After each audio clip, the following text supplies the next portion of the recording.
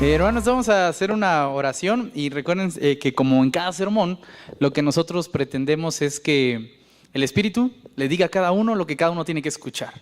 No pretendemos en la Iglesia del Dorado que todos piensen igual, ni que todos lleguen a la misma conclusión, sino dejamos que el Espíritu obra en la vida de cada uno según el contexto, según la situación que cada uno esté pasando. Estamos seguros que Dios a cada uno nos dará palabra. Amén.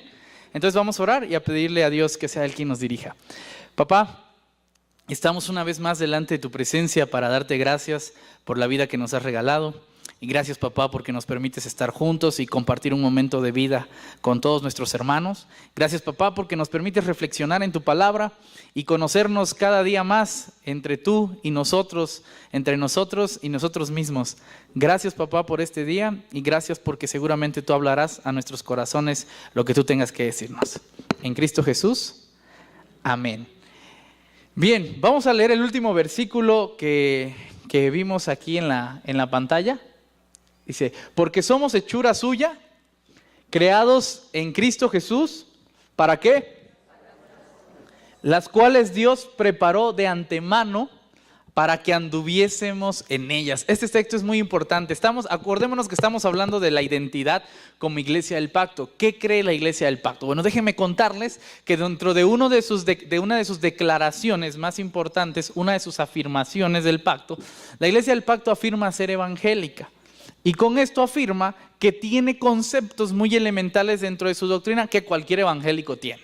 ¿Sí? Que no solo nosotros, sino que un montón de gente cree lo mismo que nosotros, más otras cosas, ¿no? Y ahí cada uno se va dividiendo, ¿en dónde? En las otras cosas. Pero en lo más elemental estamos todos unidos. Y esta parte de la unidad es la que estamos hablando. Entonces, conceptos importantes que hasta el día de hoy ya hemos hablado. Primer concepto es la creación. Ese es un concepto muy elemental. Dice que hemos sido hechuras suyas, creados en Cristo Jesús. ¿Para qué? Nadie de los que estamos acá ni de los que están afuera han sido creados para ser malos. Si son malos es porque se hicieron malos, porque aprendieron a ser malos, porque les gusta ser malos, pero no porque hayan sido creados para ser malos. Hermanos, según la teoría angeliológica, ni el mismo diablo fue creado para ser malo. Si él quiso ser malo, fue muy asunto de él y de su ego y de todas las cosas que nosotros le atribuimos, pero no de que él haya sido creado para eso. Hermanos, si vemos personas en el mundo que hayan sido malas, ayúdenme a pensar en algunas personas que ustedes consideran malas. No vale mencionar a personas o familiares muy cercanos. Personas históricas que hayan sido, según ustedes, que hayan sido muy, muy malas. Hitler, caray, todos odian a Hitler. Bueno, Hitler no fue creado malo. Él se hizo malo y desde nuestra perspectiva, según el contexto histórico y la situación en la que él está viviendo, él está reaccionando a su tiempo de una manera muy particular. Hoy nosotros a eso le llamamos malo, pero él no fue creado para ser malo. ¿Qué otra persona? ¿Quién? A ver, no escuché bien. Atila, Napoleón, Buda, Maduro, Judas, Maduro. Bueno, curiosamente, qué interesante es esto, porque muchos de los que ustedes considerarían que son malos, para muchos fueron muy buenos. Y muchos, en lugar de tenerlos como enemigos, los han de haber tenido como héroes. Y esto simplemente nos sigue demostrando que efectivamente nosotros interpretamos las cosas, que nosotros vemos desde una perspectiva muy particular muchas cosas. Si nosotros hubiéramos estado del lado francés con Napoleón, seguramente lo hubiéramos tenido como nuestro héroe. Si hubiéramos sido los españoles a quienes nos conquistaron, o los ingleses conquistados, o los mismos franceses conquistados, pues obviamente lo hubiéramos visto como un enemigo. Muchos quizás vemos a Donald Trump como una persona muy mala, ¿no? Habrá quien la vea como una persona buena. De lo que estoy seguro, mis queridos hermanos, es que nadie ha sido creado para ser malo, ni siquiera el gobierno. Nadie ha sido creado para ser malo. Todos hemos sido creados para buenas obras, las cuales Dios preparó de antemano para que anduviésemos. ¿Qué fue lo que Dios preparó de antemano? Las buenas obras, no a nosotros. Preparó a las buenas obras para que nosotros pudiéramos andar en ellas. Entonces, hermanos, nosotros vamos a crear algo, lo que sea que nos imaginemos que vayamos a crear, y nos imaginamos desde un principio para qué va a servir. El problema está en que cuando lo toman otras personas, las otras personas lo usan para lo que quieren, ¿sí? Yo no me imagino a una persona pensando que se va a inventar una silla para que la gente golpee a su esposo cuando esté enojada con él, ¿no? O sea, nadie en su sano juicio cuando creó la silla dijo, ¿para qué puede servir la silla? No, pues seguramente es un arma blanca con la cual la esposa puede defenderse del esposo en un momento de guerra. Eso no pensó. Él dijo, bueno, la silla hay que hacerla ergonómicamente para que la gente se pueda sentar bien y toda bonita. Que nosotros les demos otro uso a las cosas no es problema de quien las hizo, es problema de quien las usa. La vida fue creada para buenas cosas. El problema no es de quien lo creó, el problema es de quien está usando la vida. Entonces, primer concepto muy importante, hemos sido creados buenos. ¿Hasta aquí estamos bien? Hoy vamos a hablar del segundo concepto, que es la muerte. Pero antes de hablar de este concepto en medio de la muerte, quiero hablar del tercer y del cuarto concepto, que ya hablamos en los domingos pasados. Tercer concepto es el pacto. Dios quiere tener una relación con nosotros, quiere restaurar esa relación con nosotros, quiere vivir bien con nosotros. O sea, Dios está buscando esa relación con nosotros. Allá tú si aceptas o no aceptas. Entonces Dios llega y te dice, ¿te quieres casar conmigo? Y tú estás en toda la libertad de decir no. O estás en toda la libertad de decir sí, y entonces atenerte a las consecuencias. ¿Sale? Después viene el cuarto punto. 1, 2, 3, 4, sí, muy bien. Y el cuarto punto tiene que ver con la resurrección. ¿Qué dijimos acerca de la resurrección? Al final vamos a unir todos los puntos. Pero ¿qué comentamos acerca de la resurrección? Por 1000 puntos celestiales. Vamos a tener que volver los puntos celestiales porque si no, no participan. Que la resurrección no se tiene que esperar al final del tiempo. ¿Cuándo puede ocurrir la resurrección? Ya. ¿Qué significa resucitar? Un cambio de estado. Un cambio de estado puede ser efectivamente pasar de una mala vida a una buena vida, ¿sí? Y eso es un cambio de estado. Esto no implica que la resurrección física se elimine, sino que es un concepto que trataremos más adelante en el concepto de vida eterna, que sí tiene que ver con la resurrección física. Pero en primer lugar, la resurrección tiene que ver con un cambio de estado, un cambio de vida. La gran pregunta es, ¿ustedes están resucitados o están muertos? Y ahora justamente vamos a hablar de la muerte. Entonces, ¿qué quiere decir la muerte? Vamos a ver los versículos desde el principio, después los problemas de interpretación y al final una solución acerca de la muerte. Entonces veamos cómo empieza esta lectura en Efesios 2. Dice así, el ideal es que nosotros comprendamos a la muerte desde esta perspectiva. Y Él dio vida a ustedes cuando aún estaban muertos, ¿en qué? Sus delitos. En sus delitos y pecados. ¿Qué quiere decir esto? Que la muerte tiene conceptos en los cuales entenderse. El concepto, la palabra puede adquirir diferentes significados según el contexto en el que nosotros le estemos utilizando, y eso es algo de lo cual ya venimos hablando. No podemos pretender que una palabra signifique exactamente lo mismo en todas partes del mundo. No podemos pretender que una palabra signifique exactamente lo mismo en toda la Biblia. No podemos pretender que signifique lo mismo ni siquiera en un mismo libro, porque las palabras van adquiriendo significado según se van utilizando. Todos nosotros aquí sabemos qué es un papá, ¿no? Un padre. Y de repente llega un chamaco y dice, ¡qué padre te quedó esto! Y dices, ¿cómo puedo utilizar una palabra que significa algo totalmente diferente en una frase que incluso ya tiene sentido para nosotros? ¿No? ¿Por qué? Porque las palabras cargan significado y el significado puede cambiar, ¿sale? Eso es muy importante para entender el concepto de muerte. Dos conceptos entonces de muerte. Una es la muerte física y la otra es la muerte simbólica. ¿A qué se está refiriendo el texto bíblico? ¿A la muerte física o a la muerte simbólica? A los dos, según el contexto en el que se esté hablando, ¿sale? Eso es muy importante entender. Aquí, ¿a cuál de las dos creen que se está refiriendo? A la simbólica. ¿Y qué simboliza la muerte simbólica? ¿Qué me quiere decir que estoy muerto? ¿Qué quiere decir que esté muerto? Delitos y pecados. Entonces vamos haciendo un concepto de muerte. ¿Qué les parece? Cada vez que vayamos leyendo, por lo menos acá, el concepto de muerte, pues tiene que ver con delitos y pecados, sencillamente. Entonces va adquiriendo un significado la palabra según la vamos utilizando. Vamos avanzando. Dice, en los cuales anduvistes en otro tiempo, siguiendo la corriente de este mundo. Y acá hay otro concepto. Delitos, pecados, la corriente de este mundo. Cada vez que hablamos de muerte, entonces estamos hablando de delitos, pecados y la corriente de este mundo. Sigamos leyendo. Conforme al príncipe de potestad del aire, cuando hablemos de angeliología o cosas del espíritu, hablamos de este texto.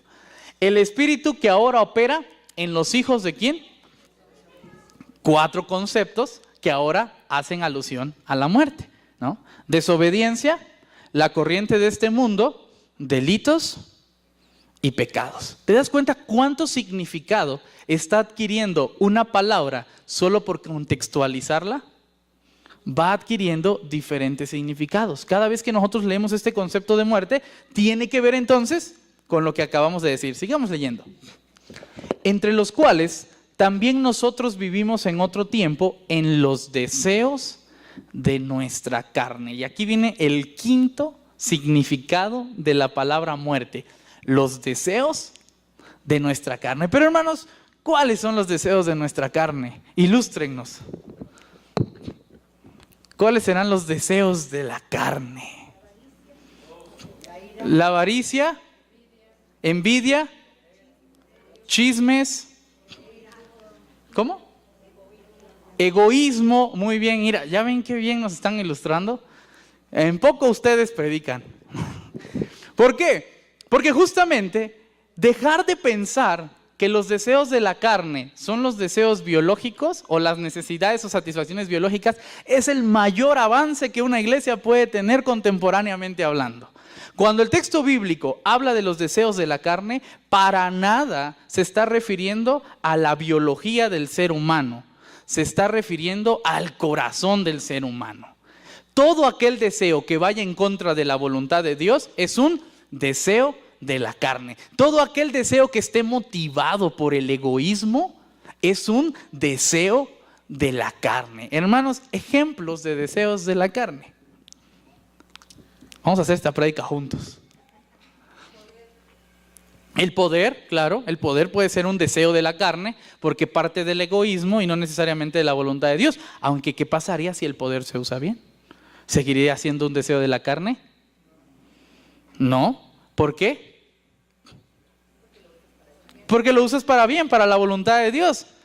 ¿Qué otro deseo de la carne tenemos? Las riquezas, muy bien, las riquezas. La ambición, las riquezas y la ambición que van muy pegaditas, ¿son un deseo de la carne? ¿Qué opinan? ¿Son un deseo de la carne? ¿Y qué pasa si lo usan para bien? ¿Qué pasa si la riqueza se usa para bien? ¿Qué pasa si la ambición se usa para bien? ¿Eso es posible? Hermanos, yo no voy a dar respuestas como normalmente hago. Yo soy fan y seguidor de Pilatos. Pero hay cosas en donde nosotros podemos reinterpretar las circunstancias según las intenciones, ¿no? Entonces uno puede ver que hay situaciones en donde pueden ser deseos de la carne o no, según cómo se estén usando. La cosa en sí nunca es mala. ¿Por qué? Porque las cosas han sido creadas para buenas obras. Pero nosotros podemos usar las cosas para malas obras y entonces se convierten en deseos de la carne. Hermanos, los sentimientos no son malos, pero cuando tú radicalizas un sentimiento y este se convierte en ira, en enojo o en odio, se convierte en un deseo de la carne. ¿Te das cuenta? Hay deseos de la carne que no pueden convivir con las cosas buenas. O sea, no todo se puede redimir, por ejemplo. Pero no quiere decir que todo esté mal en sí mismo. Conclusión de lo que estamos comentando ahorita. Un deseo de la carne es todo aquello que parte del egoísmo, del pecado y va en contra de la voluntad de Dios. Mucha gente puede estar en la iglesia y no puede estar en la voluntad de Dios. puede estar satisfaciendo los deseos de su carne. Un predicador puede estar predicando la palabra de Dios y puede no estar haciendo la voluntad de Dios. Puede estar satisfaciendo los deseos de su carne. Una persona puede estar adorando aquí a Dios que nos vamos arriba o sentadito, ¿no? Porque eso ya acordamos que no importa. Y podría no estar haciendo la voluntad de Dios. Podría estar satisfaciendo los deseos de su carne. Hermanos, es un terrible error querer ver en las cosas en sí a la carne. Porque la carne no está en la cosa en sí, no está en el poder, no está en la riqueza, no está en las relaciones sexuales, no está en los sentimientos radicalizados, no está en ir o no ir a la iglesia. ¿Sí? El deseo de la carne está en la intención del corazón. ¿Vamos bien hasta acá? Entonces, está muerto toda aquella persona que se deje guiar por los deseos de la carne. Facilísimo. ¿Quién está muerto? Toda aquella persona que se deje guiar por los deseos de la carne. Entonces la gran pregunta que nosotros tenemos que contestarnos ahora es: ¿ustedes están vivos o están muertos? No desde el concepto literal, desde el concepto metafórico que venimos viendo acá. Entonces, ¿ustedes están en desobediencia? ¿Están siguiendo las corrientes de este siglo? ¿Están en delitos y pecados? ¿Están viviendo en la carne? Están muertos. Pero si no están haciendo todo eso, ¿qué están? Vivos. ¿Por qué? Porque es un concepto metafórico. Contéstese a cada uno, vamos a hacer una encuesta y preguntémonos: ¿creen que la iglesia del pacto, la iglesia del dorado, está viva o está muerta? ¿Qué opinamos? Vamos a hacer una encuesta. ¿Cuántos creen que está muerta? Yo solo levanto la mano para ver si alguien me sigue. No crean que yo estoy votando. ¿Cuántos creen que está viva? Eso, caray, cuánto optimismo. Me encanta, porque eso quiere decir que vamos por el buen camino. Quiere decir que estamos buscando lo correcto y que sabemos de qué hablamos. Y eso es muy bueno, hermanos, porque sería terrible que yo me pusiera a decirles acá que todos ustedes están en pecado, que todos ustedes no sirven para nada, que todos ustedes van para el mal camino, cuando nos estamos esforzando por ir por el buen camino. Vamos bien, y es válido decir que no estamos muertos. Es válido decir que estamos luchando en contra de la muerte porque estamos buscando la vida. No tenemos que vivir siempre bajo el pesimismo de la muerte, porque es justo lo que Jesús quiso hacer: eliminar la muerte. Vamos a seguir leyendo el texto bíblico para que vean lo que les acabo de decir. Éramos por naturaleza hijos de ira, lo mismo que los demás, pero chéquense cómo dice: éramos. Vamos a seguir avanzando. Pero Dios, que es rico en misericordia, por su gran amor con que nos amó, aun estando nosotros muertos en pecado, nos dio vida juntamente con Cristo. Por gracia somos salvos. Vamos a reinterpretar el concepto de salvación. ¿Qué es ser salvo? ¿Cómo? Liberado. ¿De qué? De la muerte. Excelente. Toda persona que ya no esté muerta y que esté viva, ¿es qué? Salva. ¿Se dan cuenta qué tan sencillo se reinterpretan los conceptos? Entonces hablamos de la salvación. Yo prefiero hablar de la vida. ¿Quién está vivo? Aquel que ha dejado a un lado las pasiones de la carne. Pero pastor, ¿eso puede ser? ¿No somos humanos y estamos destinados a hacer siempre lo malo? No. Fuimos creados para buenas obras, estamos destinados a hacer siempre lo bueno, y ahora podemos estar viviendo en vida y no en muerte. ¿Qué era lo que Dios quería de nosotros? Que pasáramos de muerte a vida. Entonces, ¿por qué seguimos hablando tanto de la muerte? Si de lo que tendríamos que estar hablando es de la vida. ¿Sí? Nosotros deberíamos estar contagiando vida y no pensando solamente en la muerte. Deberíamos estar hablando de cómo vivir siendo salvos y no cómo vivir siendo pecadores. ¿Sí? Deberíamos estar cambiando toda nuestra perspectiva. ¿Qué sigue en el texto? Y juntamente con él, ¿qué? ¿Se acuerdan que ya hablamos del concepto resucitar? ¿Qué quiere decir resucitar? Un cambio de estado, porque si yo estaba muerto, ¿ahora cómo estoy? Vivo. Y asimismo nos hizo sentar en los lugares celestiales con Cristo Jesús. Siguiente. Para mostrar en los siglos venideros las abundantes riquezas de su gracia en bondad para con nosotros en Cristo Jesús. Siguiente. Porque por gracia sois salvos por medio de la fe, y esto no es de vosotros, pues es un don de Dios. Ahora que hablemos de la salvación en estos conceptos, vamos a hablar del don de Dios y de la gracia. Hoy quiero retenerme en estos conceptos de muerte, en donde tendremos que entender que la muerte es un estado del ser humano. No habla el texto bíblico de la literalidad de que nos morimos y nos entierran, ¿no? Ahí en Galloso o en Jardín del Recuerdo se llama. No se refiere a eso, se refiere al estado en el que estamos. Y la pregunta que todo cristiano debería estarse haciendo es: ¿en qué estado se encuentra? ¿Muerto o resucitado? ¿Cómo puedo evaluar mi estado? En la medida en cómo yo dejo manejar mi vida. ¿Me dejo manejar por los deseos de la carne o me dejo manejar por la voluntad de Dios? ¿Qué es la voluntad de Dios? Pregunta del millón. Ya también lo vimos. La restauración de todas las cosas. ¿Ah? ¿Qué es la voluntad de Dios? La restauración de todas las cosas. Cada vez que tú estás pensando en solucionar un problema, en arreglar algo, en cambiar de vida, en mejorar, estás dentro de la voluntad de Dios. ¿Sí?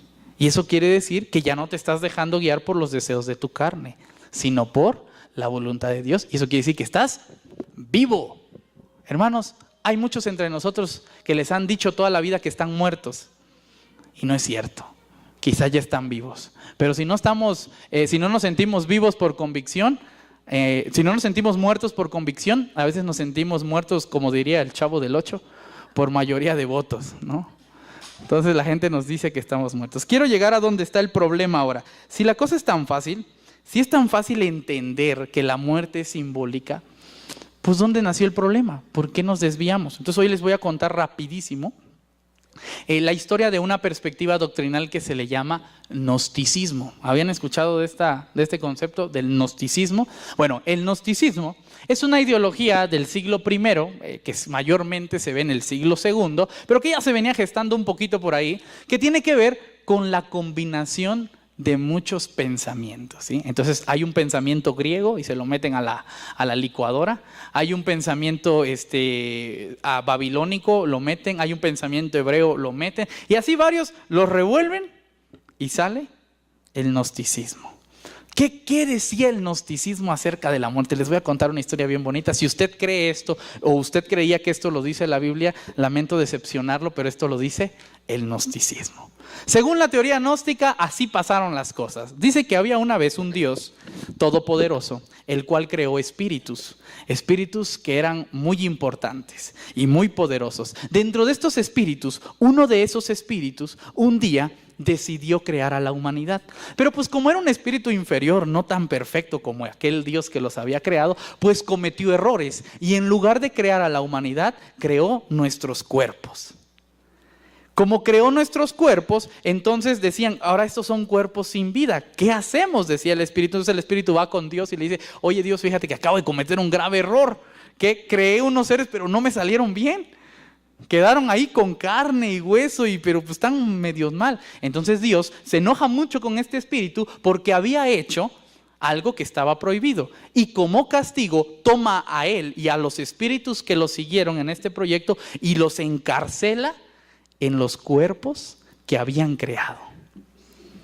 A partir de ese entonces, todos los cuerpos realmente son la cárcel del espíritu y están esperando morir para ser liberados. ¿Qué dice esta teoría? Esta teoría dice que si tú te portas bien en la vida, cuando mueras y tu espíritu sea liberado, se va a ir otra vez a ser espíritu. Pero que si te portas mal, mientras tu espíritu está siendo aquí encarcelado en esta vida malvada, cuando tu espíritu se libere de tu cuerpo, tienes dos opciones: o volver a otro cuerpo para ver si en esta otra vida sí te portas bien, o ser destruido.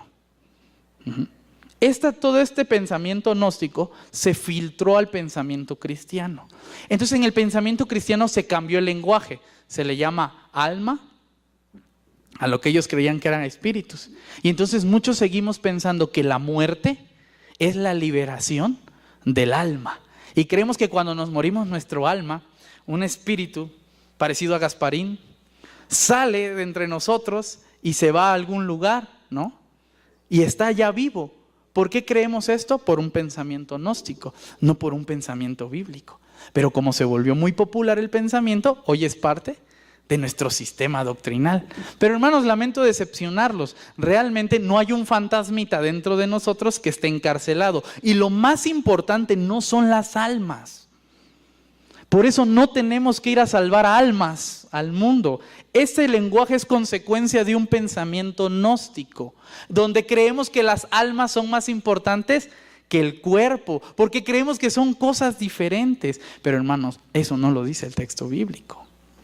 Eso lo dice el pensamiento gnóstico que desde el siglo I y II en su mayor popularidad se filtró y ha quedado hasta nuestros días. Pastor, pero si ya no hay que salvar almas, ¿qué salvamos todo este tiempo? Vidas, cuerpos íntegros, todo. Por eso Jesús dijo, el pan nuestro de cada día, dánoslo hoy. ¿A poco el alma come pan?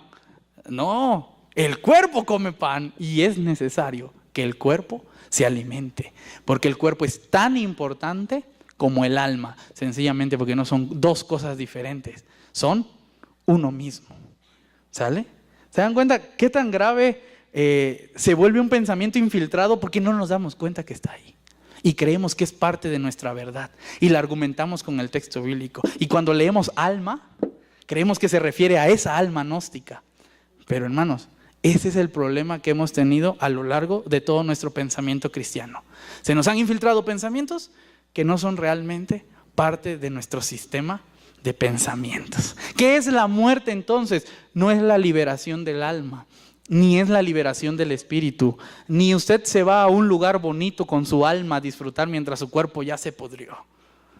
Eso no es la muerte. La muerte es vivir con los deseos de la carne. ¿Ah? ¿Vamos bien hasta acá? Para cerrar este concepto, porque puede ser algo complicado, voy a leer otro texto bíblico. Aquí en mi Biblia. Si alguien quiere ayudar a buscarlo, puede buscarlo. Vamos a leer Romanos 5, 20 y 21 para cerrar este concepto de muerte y ver que esta definición que estoy dando no solo está basada en Efesios, también en Romanos se habla del mismo concepto. Romanos 5, 20 y 21. Dice lo siguiente.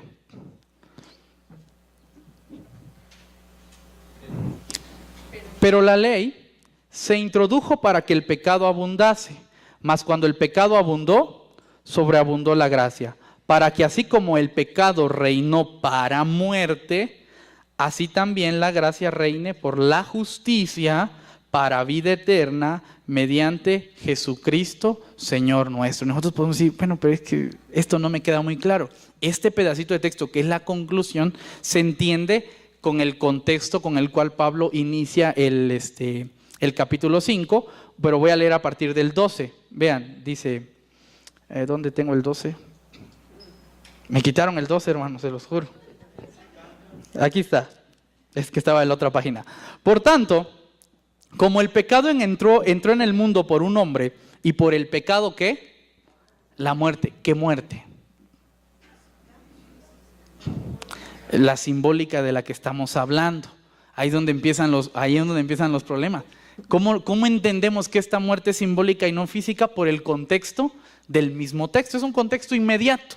Si Pablo está hablando de la muerte simbólica, es muy raro que se ponga a hablar de la muerte literal de un momento para otro, y menos usando la misma palabra. Entonces, lo más lógico es pensar que está hablando de la muerte simbólica. Por el pecado entró un concepto a nuestra vida. ¿Qué concepto es? La muerte. ¿Y qué es la muerte? Vivir según los deseos de nuestra carne. Y esto es pecado. Todo tiene relación. ¿Sale? Así la muerte pasó a todos los hombres. ¿Por cuanto todos qué?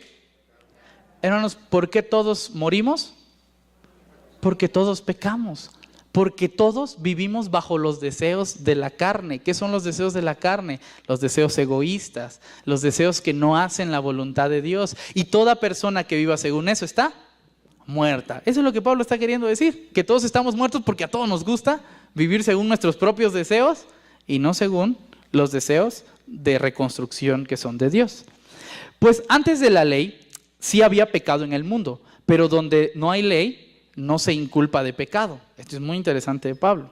No obstante, reinó la muerte desde Adán hasta Moisés, aun en los que no pecaron a la manera de la transgresión de Adán, el cual es figura del que había de venir. Pero el don no fue como la transgresión, porque si por la transgresión de aquel uno murieron los muchos, abundaron más para los muchos la gracia y el don de Dios por la gracia de un hombre que es Jesucristo. Entonces Pablo está haciendo una analogía entre Adán y Jesús, en donde por Adán, el cual él ahora hace una metáfora de un hombre, entró el pecado, o sea, entró el egoísmo. Por Jesús entra la vida, que es el amor en esta analogía que habíamos hecho.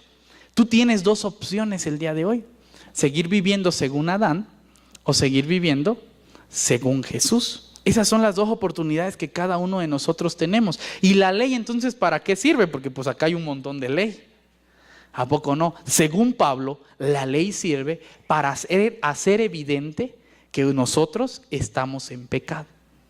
¿Cuál es el fin de la ley? Demostrarte que estás en pecado. Entonces cada vez que nosotros venimos y vemos la ley decimos, chispas, estoy en pecado, ¿no? ¿Por qué? Porque la ley me está demostrando que estoy en pecado. Pero Jesús me dice, mira, a pesar de esta situación en la que te encuentras, tú puedes cambiar ese estado. Tú puedes resucitar juntamente conmigo para estar en vida y dejar de estar en muerte. Hermanos, porque mi lógica simplemente es esta: una persona que está viva no puede estar muerta. Y una persona que está muerta no puede estar viva. Es dialéctica simple. Pero nosotros parece que luchamos contra toda regla de física y queremos estar vivos y muertos al mismo tiempo, ¿no? Pero eso es totalmente contradictorio. Debemos de estar dejando de morir para estar empezando a vivir.